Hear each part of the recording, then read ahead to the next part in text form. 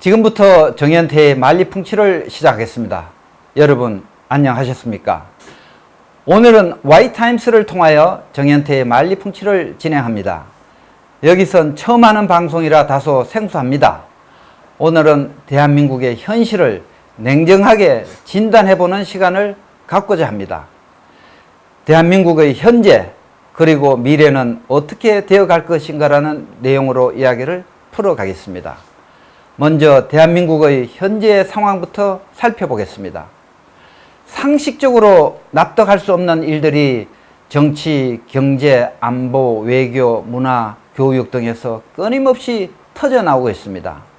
대부분 국민들은 논리적으로 납득하지 못한 채 답답해하고 있습니다. 논리적으로나 상식적으로 이해할 수 없는 정책과 행정이 계속되고 있습니다.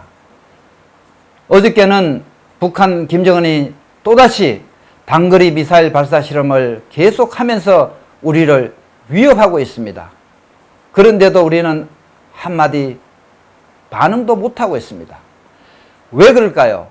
한마디로 쉽게 정리하면 김정은이 사실상 대한민국을 이미 접수했기 때문입니다. 김정은은 지금 대한민국이라는 뱀의 머리통을 잡고 있습니다. 뱀의 대가리가 잡힌 이상 몸통만 비틀거리고 있을 뿐 뱀은 의지대로 움직일 수가 없습니다. 아직 대한민국이 살아있는 것처럼 보이는 것은 미국이 뱀의 몸통을 쥐고 있기 때문입니다. 대한민국을 뱀에 비유한 말입니다. 머리와 몸통이 각각 다른 힘센 동물에 잡혀있는 뱀은 자력으로 할 수 있는 게 아무것도 없습니다. 북한 김정은은 이미 오래전부터 대한민국의 청와대를 접수했습니다. 문재인이 대통령이 되면서부터 청와대에 주사파들이 대거 입주했지 않습니까? 청와대 내에 둥지를 털고 자리를 잡았습니다.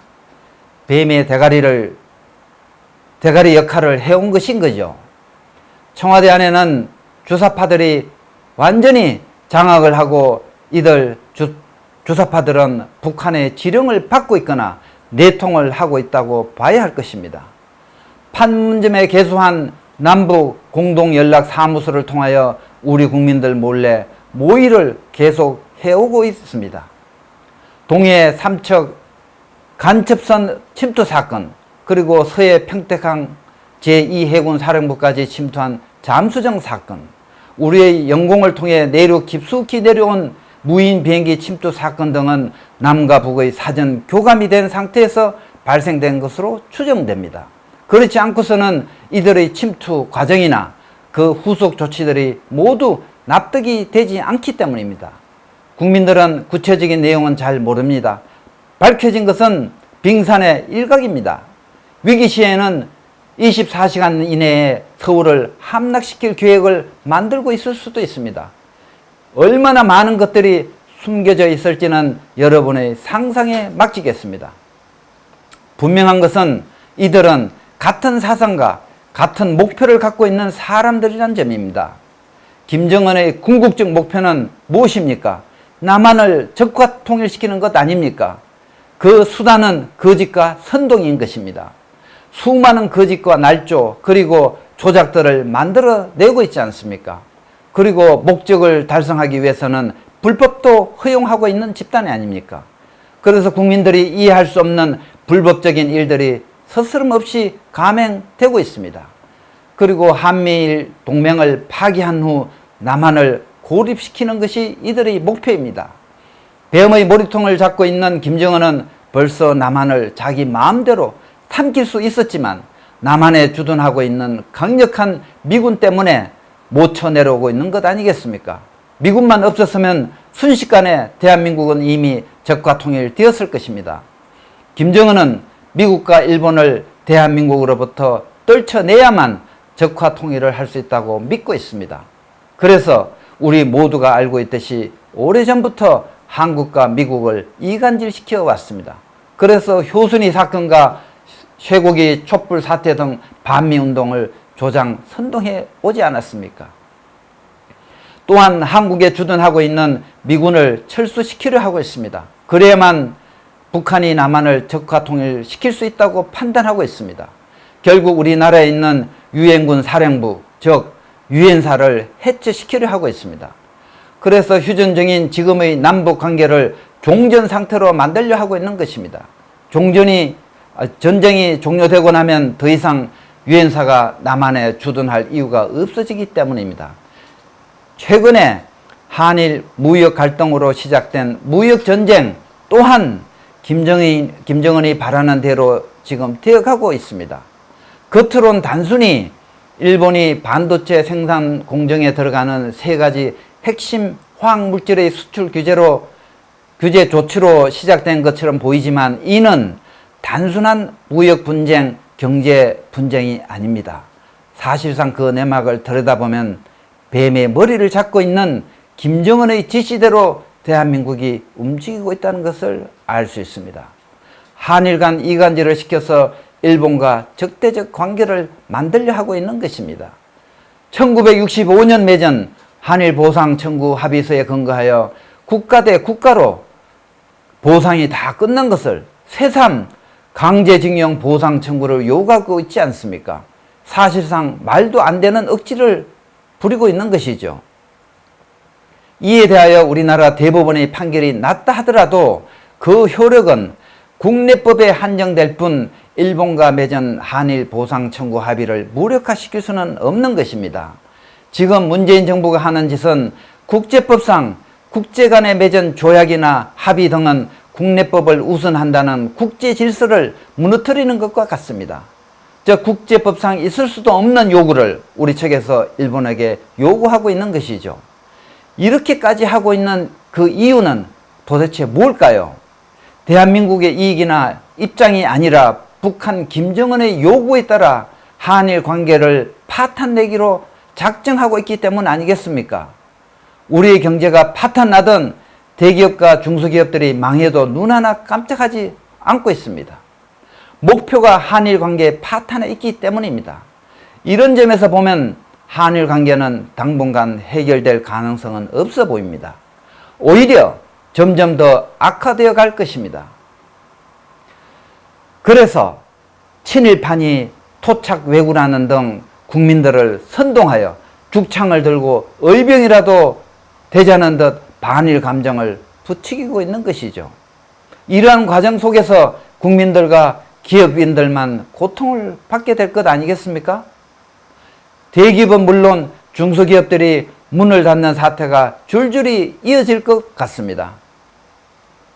지금 청와대는 국민을 위해 일하는 곳이 아닙니다. 문재인 대통령이 지금까지 국민과 국가를 위해 한 일이 뭐가 있습니까? 나라 경제는 팽개치고 김정은을 돕는 일에만 매달려 오지 않았습니까? 그리고 해외로 다니면서 김정은 대변인 역할만 해오지 않았습니까? 김정은의 요구를 대행해주고 있는 종합민원센터 역할을 하고 있는 곳이 되었습니다. 정부의 각 부처 장관들을 한번 보십시오.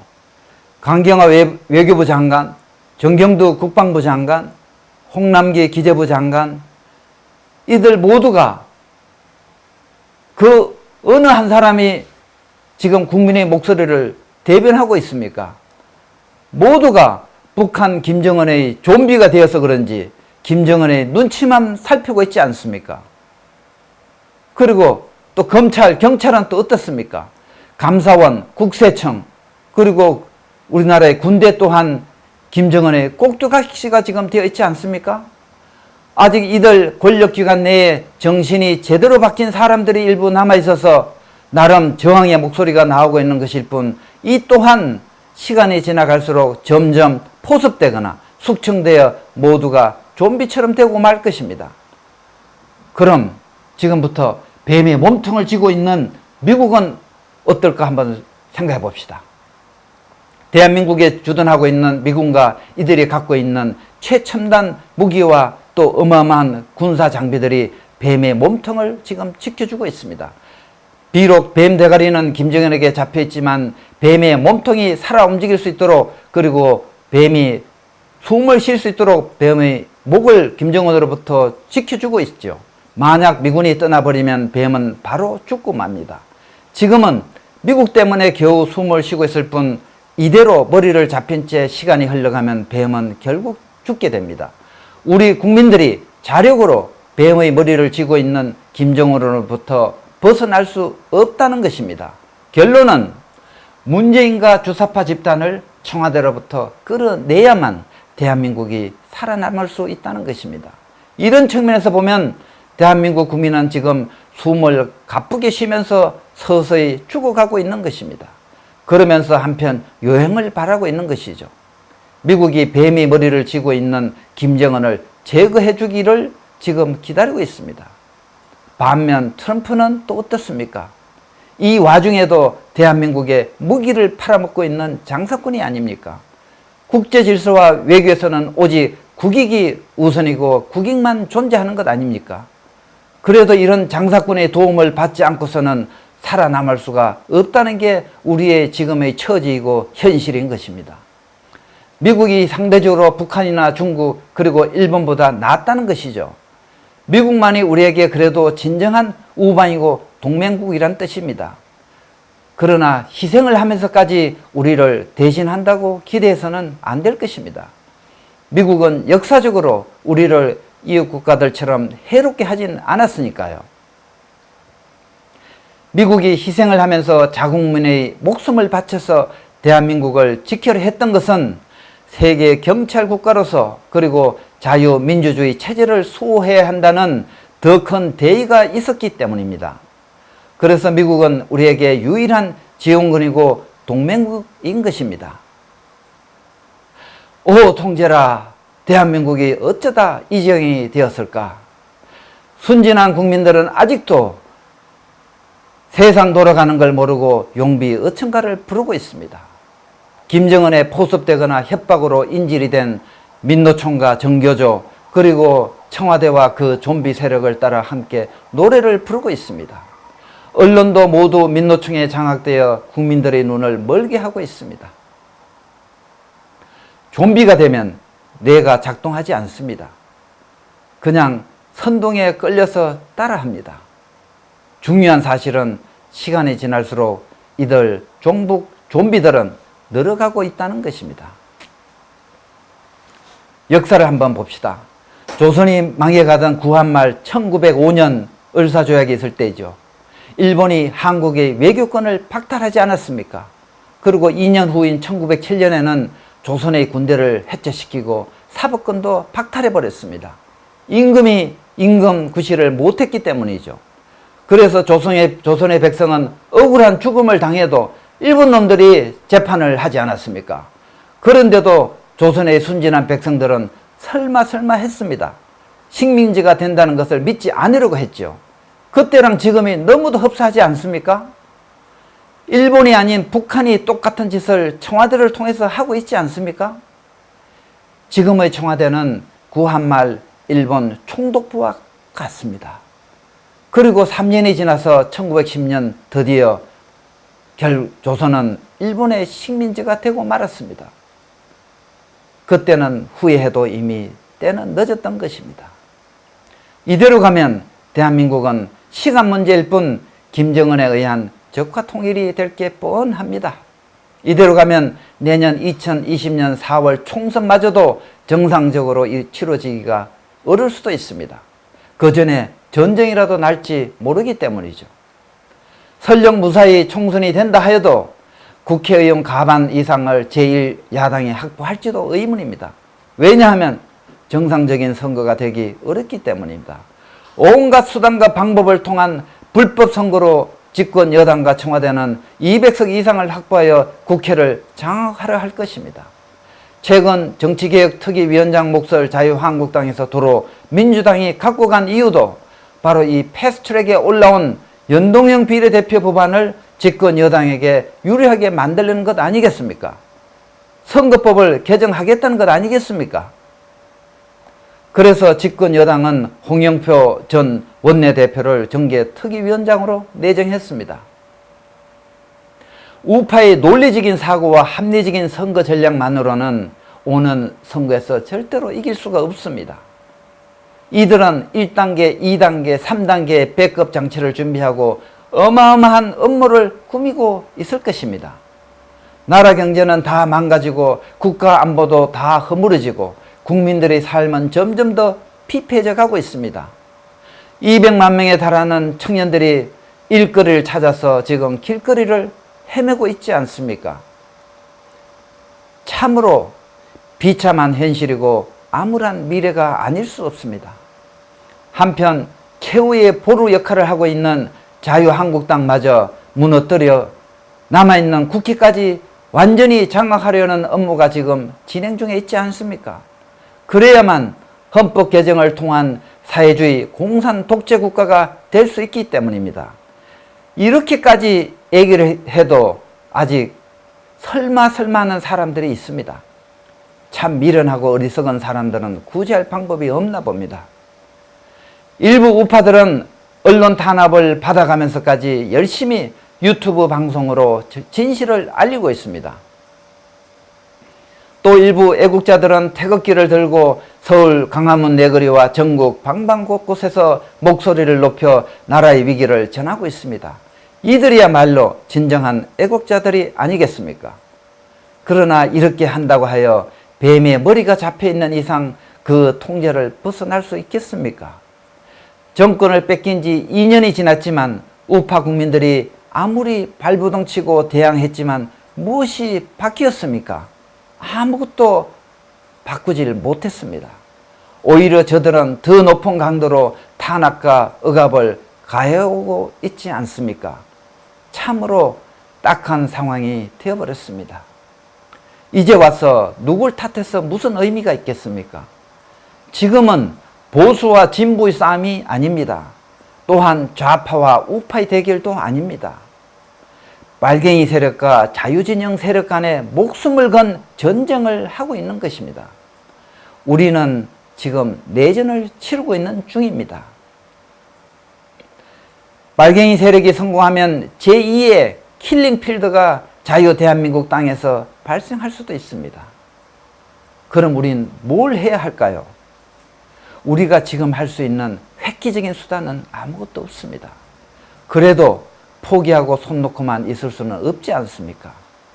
지금 우리가 해야 할 일은 힘은 들고 효율성은 떨어지지만 아직도 자유민주주의를 지키려는 많은 국민들이 있다는 것을 세계 만방에 알리는 일입니다. 그리고 지금 그래도 믿고 의지할 것은 우방 미국밖에 없지 않습니까? 우파 지도자들과 자유한국당 지도부는 트럼프에게 우파의 뜻을 전달해야 합니다.